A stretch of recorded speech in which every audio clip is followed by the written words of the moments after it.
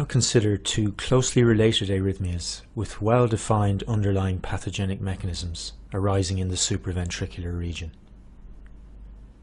Atrial fibrillation is a very common and clinically important arrhythmia. The most striking finding on the ECG in this disorder is that the heart rhythm is irregularly irregular, the distance between aura waves varying from beat to beat with no discernible pattern. If we mark out a set of aura waves on a piece of paper, moving along the rhythm strip, we find no fixed relationship between episodes of ventricular depolarization. Furthermore, there are no identifiable P waves. These are the characteristic ECG findings in atrial fibrillation. Atrial fibrillation arises secondary to many different disease states, both intrinsic and extrinsic to the heart. In this arrhythmia, multiple sites within the atria, in the example shown here 8 but often many hundreds, are depolarizing randomly and independently of one another. However, the individual depolarization events generated by these sites never manage to completely depolarize the atria, as they run into refractory zones generated by earlier discharges from other sites. These relatively small depolarization events are therefore referred to as wavelets. Atrial wavelets produce deflections of variable morphology, and these deflections, occurring at a rate between 400 and 700 per minute, are termed F waves. If we remove the QRS complexes and T waves, we can see that F wave activity results in a continuous chaotic disturbance of the isoelectric line. As P waves are generated by the coordinated spread of depolarization over the atria in a defined period of time from a discrete depolarizing focus, in the presence of atrial fibrillation, P waves are absent. Even if a depolarization wavelet reaches the AV node, it may or may not be transmitted into the ventricles depending on whether the node is permissive or refractory to transmission. Within the AV node, the depolarization wavelet may be blocked in its journey to the ventricles by intranodal refractory foci generated by previous wavelets. As these refractory regions complete repolarization, a depolarization event arriving at the same point, at a slightly different time however, may manage to negotiate its way through the node and discharge into the ventricular conducting system, triggering ventricular depolarization. The net result of these chaotic supraventricular events is a random generation of narrow QRS complexes, with no evidence of P-wave activity on the ECG. These are the characteristic ECG features of atrial fibrillation. In this example, with 12 aura waves in 30 large squares, the heart rate is 120 beats per minute. Rates between 120 and 140 beats per minute are typical. However, the actual heart rate observed in cases of atrial fibrillation is highly variable.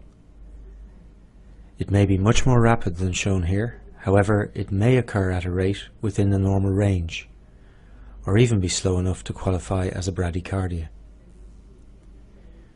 When the heart rate associated with atrial fibrillation is less than 100 beats per minute, it is described as controlled atrial fibrillation. In the absence of treatment, controlled atrial fibrillation is often observed in elderly patients. This is because in this age group, atrial fibrillation is frequently associated with significant underlying heart disease. In this situation, the AV node may be diseased, and transmission of atrial depolarization wavelets to the ventricles impaired. As in this example, F waves may be quite prominent. In many cases, as shown here however, they are of low amplitude with minimal disturbance of the isoelectric line. These two situations are sometimes referred to as coarse and fine atrial fibrillation. Coarse atrial fibrillation probably arises when the number of depolarizing sites in the atria is limited to less than 10, and each individual electrical event affects a mass of atrial muscle significant enough to cause a substantial wave on the ECG readout. Fusion of such coarse underlying F waves with T waves and QRS complexes may distort their appearance. Fine atrial fibrillation occurs when the number of atrial sites depolarizing is larger, the multitude of smaller individual wavelets resulting in less net disturbance of the isoelectric line. In reality, a full spectrum between coarse and fine atrial fibrillation is observed in patients, and the distinction has no clinical significance at the present time. Atrial fibrillation is associated with a number of preventable complications, including stroke and heart failure. You must be able to identify it on the ECG. The key to identifying this arrhythmia is the irregularity of ventricular depolarization and the absence of P waves. We will now study a related arrhythmia generated in the supraventricular region. Atrial flutter arises by a very specific mechanism.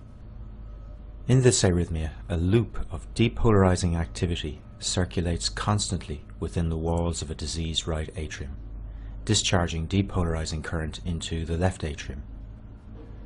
This is a re-entrant loop and is our first encounter with the phenomenon of re-entry. We will explain exactly what this means in the next videos. However, we need to discuss atrial flutter here as it is closely related in terms of etiology to atrial fibrillation. In fact, it is very common to see patients who flip between these two arrhythmias. In flutter, the rapidly discharging loop of current in the walls of the right atrium rotates anti-clockwise, discharging into the left atrium at approximately 300 discharges per minute.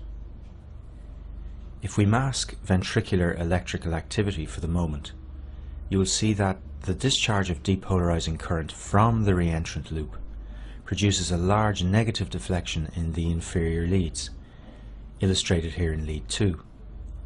These are flutter waves. At a rate of 300 discharges per minute, the flutter waves are of course present at intervals of approximately 1 per large square. This is the sawtooth pattern characteristic of atrial flutter. Identification of elements of this underlying pattern is the key to the diagnosis of this arrhythmia, but it is not always easy. Remember, we are looking here at a particularly striking example and with ventricular activity removed. So what effect does this process have on the ventricles? The atria are depolarizing approximately 300 times every minute. If this were transmitted to the ventricles, a ventricular rate of 300 beats per minute would be potentially fatal, as the chambers fail to fill between beats. The AV node protects the ventricles and cardiac output by selectively blocking transmission of a proportion of flutter waves. In the example shown here, the AV node is conducting 1 in every 4 flutter waves, giving a ventricular rate of 75 beats per minute. Note how easy it is to make the diagnosis in this case. With this low level of conduction, we can easily identify the flutter waves between episodes of ventricular activity. This is atrial flutter with 4:1 conduction.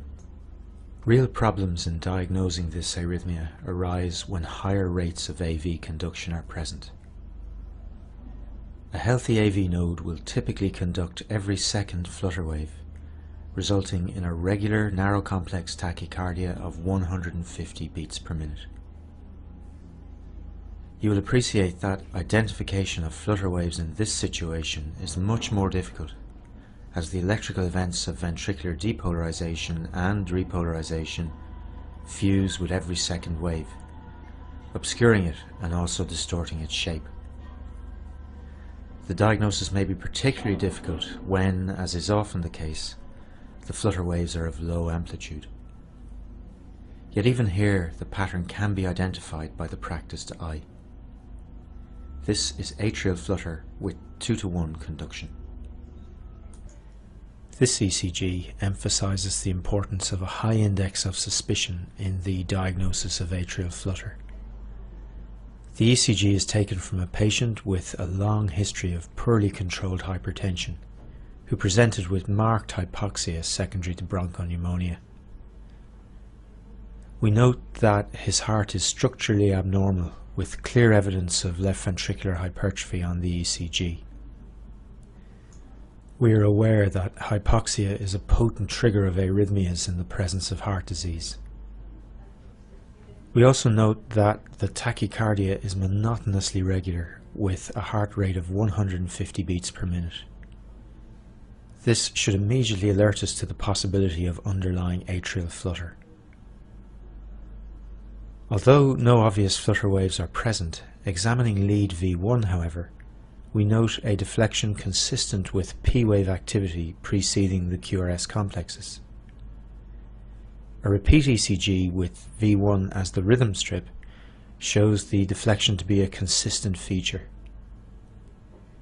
These putative P-waves are present at intervals of 10 small squares, that is, at a rate of 150 per minute.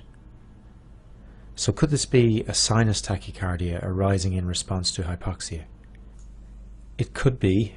However, closer analysis of the readout at a point exactly halfway between P waves shows this consistent distortion of the QRS complex. It is of the correct orientation and represents P wave activity fused with the terminal portion of the QRS complex. So atrial depolarization is occurring at a rate of once every large square, that is 300 times per minute. This is atrial flutter with 2:1 conduction. Analysis of this ECG shows how easily one can miss this diagnosis. As a general principle, when faced with a regular tachycardia demonstrating a rate of or close to 150 beats per minute, always examine the ECG closely for flutter waves or any evidence of atrial depolarization occurring at a rate in the region of 200 to 400 times per minute. This ECG also emphasizes the fact that lead 2 is not always the best place to analyze atrial depolarization, highlighting again the value of a full 12 lead ECG in the diagnosis of arrhythmias.